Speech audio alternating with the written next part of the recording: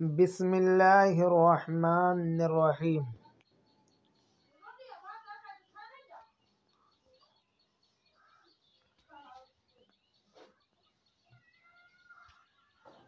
علم کیمیا کا بانی۔ علم کیمیا کا بانی جابر بن حیان ہے۔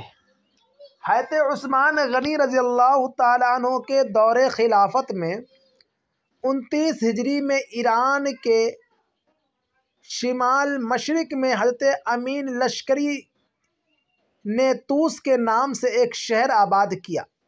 اسی شہر میں حیان نامی ایک شخص رہتا تھا جو دوائیں بیچتا تھا۔ پہلی صدی ہجری ختم ہو رہی تھی۔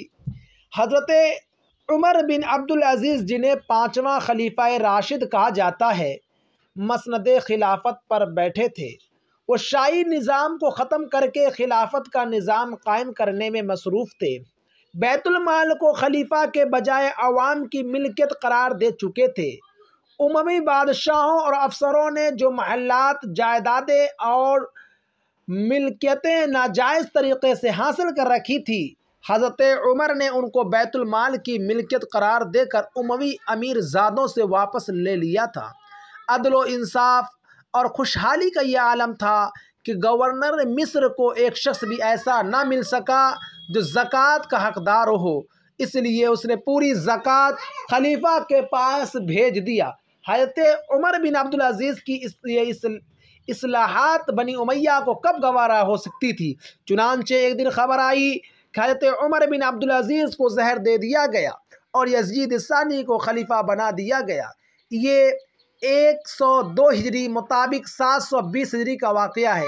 اسی سال حیان کے گھر میں ایک بچہ پیدا ہوا جس کا نام جابر رکھا گیا۔ آگے چل کر یہی بچہ دنیا کا پہلا کیمیا داں بنا۔ جابر اپنے گھر میں پرورش پاتا رہا۔ باپ عطارہ کی دکان کرتا تھا۔ جابر بھی دکان پر بیٹھنے لگا۔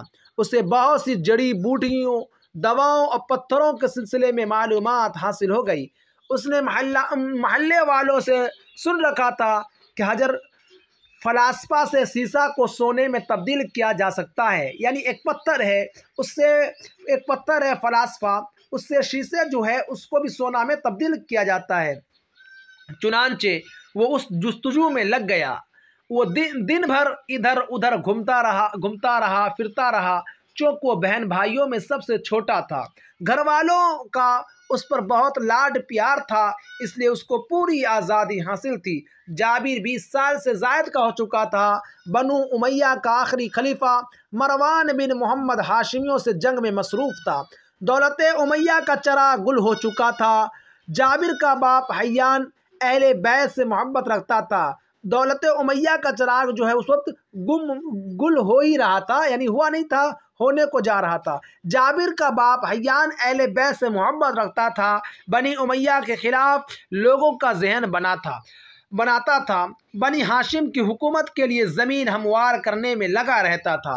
ایک بار حیان نے گھر والوں سے رخصت لی تاکہ بنو ہاشم کے لشکر میں شریک ہو کر بنو امیہ کے خلاف لڑے، مگر حیان میدان جنگ سے واپس نہ آ سکا۔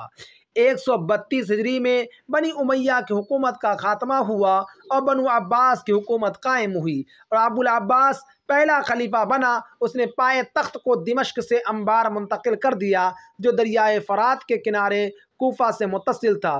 جابر کو تعلیم حاصل کرنے کا بے حد شوق تھا، مگر طوس کی تنگ فضا اس کے لیے سازگار نہ تھی۔ ان دونوں کوفہ تمام علوم و فنون کا مرکز بنا ہوا تھا۔ والد کی موت کا سانحہ بھی جابر کو طوس چھوڑنے پر آمادہ کر رہا تھا۔ چنانچہ اس نے اپنی والدہ کے ساتھ طوس کو خیر باد کہا اور کوفہ پہنچ کر وہاں رہائش اختیار کر لی۔ جابر بن حیان نے کوفہ میں گھر خریدا۔ اس گھر کے ایک حصے میں عطارہ کی دکان کھولی تاکہ روزمرہ کے اخراجات پورے ہو سکے، اور ایک حصے میں اپنی تجربہ گاہ قائم کی تاکہ سنجیدگی اور پابندی سے کیمیا سے متعلق کچھ تجربات کریں۔ کوفہ میں جابر بن حیان کی ملاقات امام جعفر صادق سے ہوئی۔ جابر بن حیان نے ان سے بھرپور استفادہ کیا۔ امام صاحب نے جابر کو تلقین کی کہ توہمات سے دور رہ کر علم کیمیا پر تجربات کی ضرورت ہے۔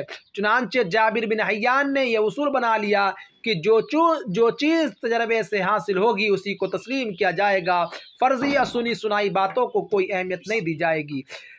62 سال کی عمر تک جابر بن حیان نے کوفہ میں رہ کر تحقیقی کام کیے، یہیں پر شادی کی۔ اللہ نے عبداللہ، موسیٰ اور اسماعیل 3 بیٹوں سے نوازا۔ یہاں جابر نے کیمیا کے سلسلے میں ایسی تحقیقات اور ایسے انکشافات کیے جن کا اس دور میں تصور بھی نہیں کیا جا سکتا تھا، یورپ نے کیمیا کے میدان میں جو ترقی کی ہے اس کی بنیاد جابر کی تحقیقات تجربات پر رکھی گئی ہے۔ آج لوگ یورپ والے کو کہتے ہیں کہ وہ ترقی کر رہا ہے، وہ کیمیا فلاں چیز ایجاد کیا ہے، لیکن آپ حقیقت میں جائیں، آپ اس کو دیکھیں، تلاش کریں، ڈھونڈیں تو یقیناً آپ کو معلوم ہو جائے گا کہ اس کی بنیاد رکھنے والے کوئی نہ کوئی مسلمان ہی ہے۔ اپنی تحقیقات تجربات کی کامیابی پر اظہار تشکر کے لیے جابر بن حیان نے حج کرنے کا فیصلہ کیا۔ اپنی والدہ اور 3 بیٹوں کے ساتھ حج کے لیے روانہ ہوا۔ مناسک حج کے بعد مدینہ پہنچ کر امام جعفر صادق کے گھر حاضر ہوا۔ چند دن وہاں قیام کیا۔ امام جعفر صادق بڑھاپے اور بیماریوں سے پنجہ آزمائی کر رہے تھے۔ جابر بن حیان نے اب تک کی تجربات اپنے استاد کے سامنے رکھے۔ استاد نے خوشی کا اظہار کیا، دعائیں دی اور کچھ قیمتی نصیحتیں کی۔ ان سے رخصت ہو کر جابر کوفہ واپس آ کر اپنی تجربہ گاہ میں مصروف ہو گیا۔ چند دن کے بعد کوفہ خبر آئی کہ امام جعفر صادق کا انتقال ہو گیا ہے۔ ابھی یہ زخم ہرا ہی تھا کہ جابر کو دوسرا کاری زخم لگا کہ اس کی والدہ ہمیشہ کے لیے اس سے جدا ہو گئی۔ چند دن کے بعد جابر کو امام جعفر کا ایک خط ملا جو انہوں نے انتقال سے پہلے لکھا تھا اور جابر کو کچھ وصیتیں کی تھی۔ ان وصیتوں کا خلاصہ آگے انشاءاللہ بتلائیں گے۔